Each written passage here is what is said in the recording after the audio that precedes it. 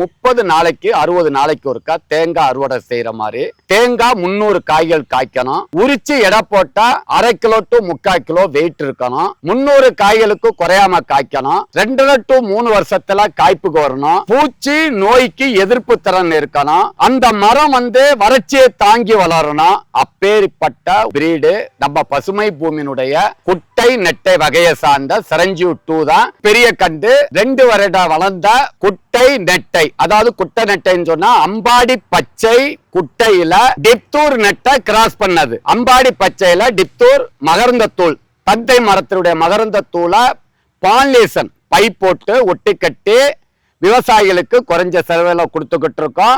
ஆகையால் வறட்சி தாங்கி பூச்சி நோயை தாங்கி வளரக்கூடிய 300 காய்களுக்கு குறையாம காய்க்கக்கூடிய எண்ணெய் சத்து, பருப்பு சத்து நிரம்பிய ரகம் சிரஞ்சீவி 2.